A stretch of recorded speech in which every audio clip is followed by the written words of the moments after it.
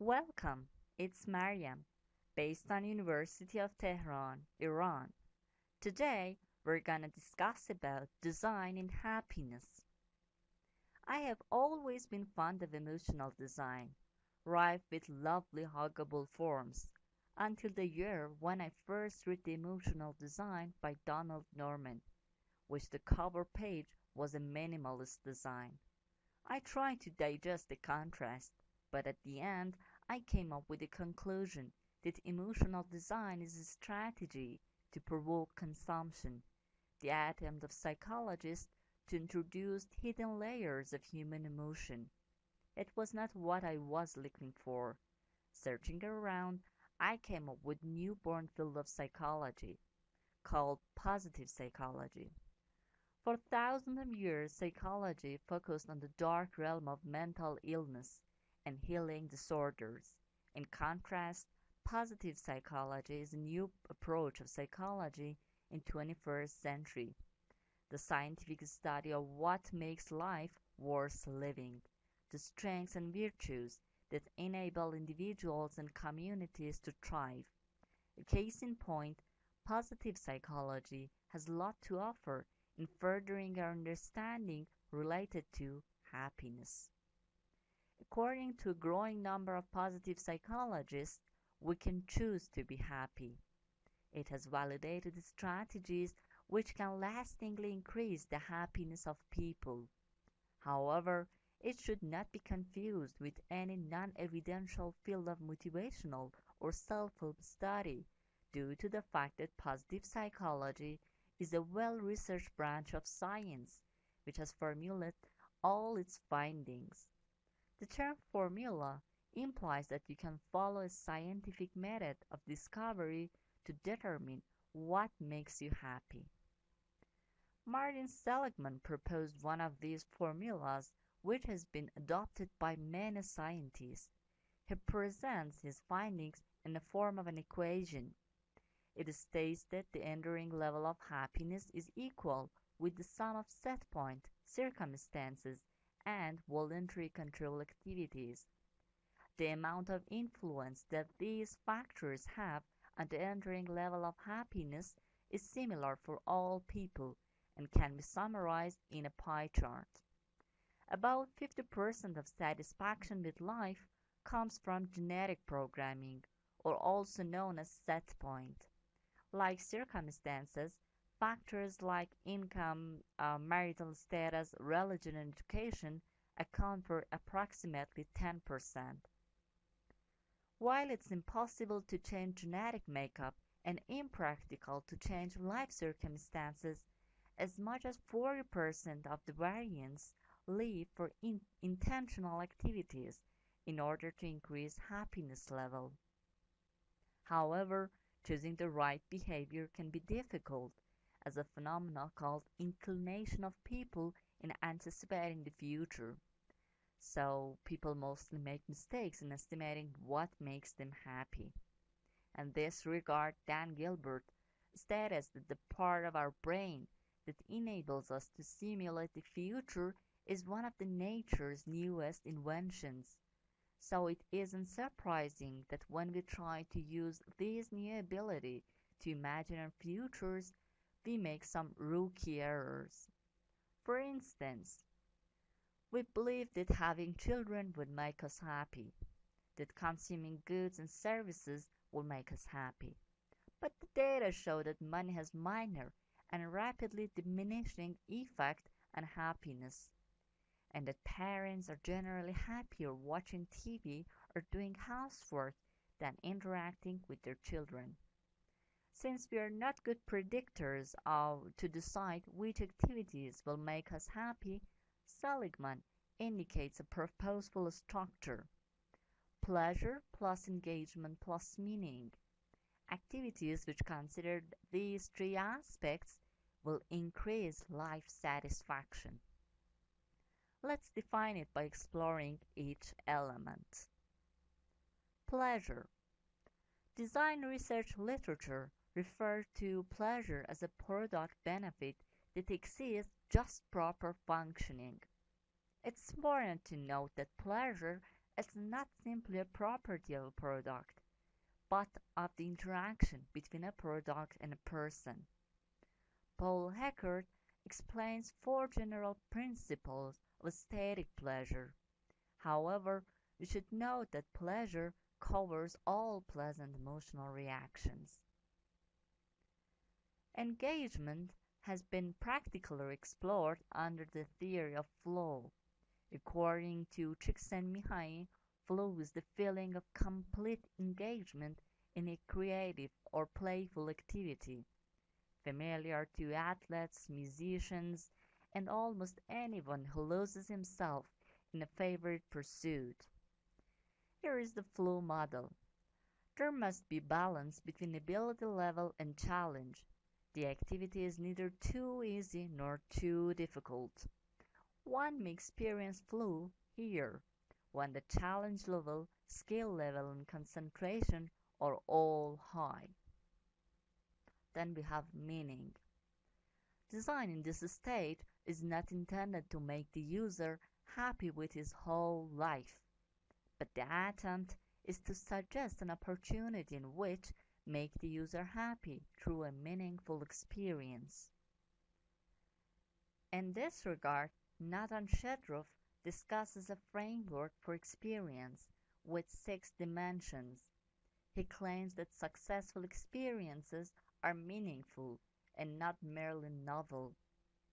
Moreover, he has enlisted core meanings, such as accomplishment, beauty, creation, and so on.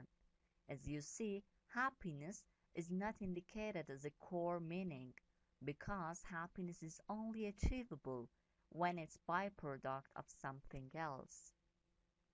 Different people express meanings differently. As discussed later, user interviews and social-based designs raise a framework in which the definition of happiness for Iranian society was identified. Okay, here we are. Positive psychology has validated strategies which can lastingly increase the happiness of people. Can products and services be designed to embody these strategies? That is what I try to define in this research. This model is prepared based on positive psychology, formula for committing happiness from the design point of view, where the 3 components of happiness can be translated into an experience in order to design an emotionally meaningful product. Although it's new in the design realm, many toolkits and happiness boosters have been proposed in psychological literature. A case in point, Libiorsky says that it's possible to become lastingly happier by her 12 strategies. These strategies proposed in her book, The How of Happiness, are a series of tangible activities for users to commit them in daily life, contributed in creation of a habit. Besides, she has provided a person activity fit diagnostic in order to find suitable strategies that fit with one's lifestyle. Here we have the Libiorsky's 12 strategies. The vertical arrow indicates the religious mandatory, which is an active aspect in the Iranian society. The strategies closer to the bottom of the vertical side are more likely to be implemented as habits and less effective. The horizontal indicates individualism or collectivism of each strategy. A target group consists of 28 volunteer Iranian men and women between the ages of 24 to 57 from different life phases were gathered. Half of them were interviewed and asked to write down what will make them happy in their life. The next group members were asked to take pictures of moments during which they experienced happiness for 2 weeks.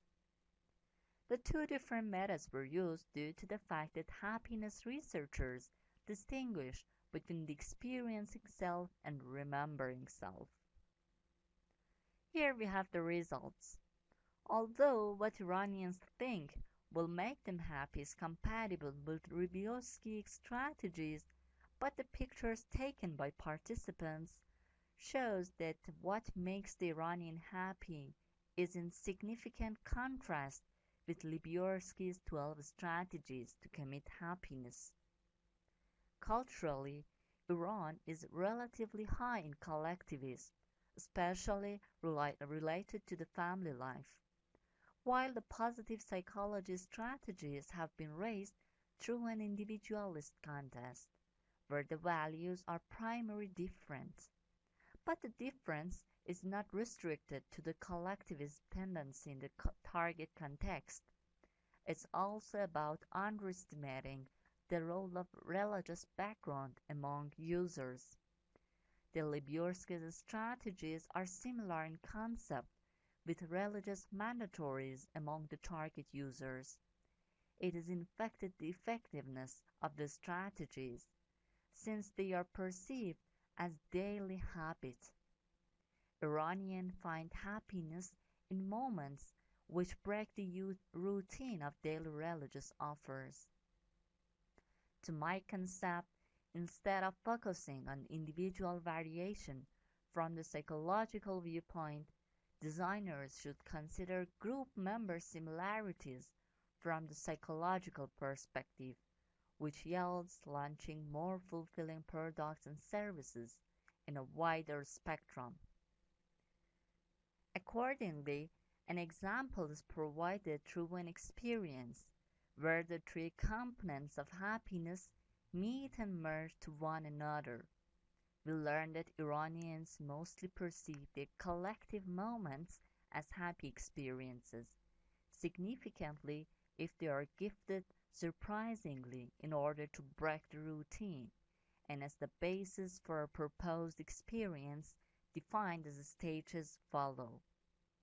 Receiving a gift, an apple, which suggests you to follow a tail in order to fully enjoy your gift. Inside the body, it also contains messages from previous users indicating their feeling after experiencing that. This may persuade you to follow the tail. The way ended in an orphan's dormitory. Entering the dormitory, no kids are around. Walk toward the tree in the center of the yard to hang the gift. By doing so, the celebration bell rings. Kids gather around, and the tree starts shooting confetti toward them. Long, colorful ribbons to play and have fun. After the event, you sign the gift with a message about your feeling, gifted to another friend you wish to experience the same experience. It may make you wonder about moments in your life rife with emptiness and absurdity. This experience reveals the unidentified affection you may have in others' life, how you surprised the kids and brought delight into their eyes.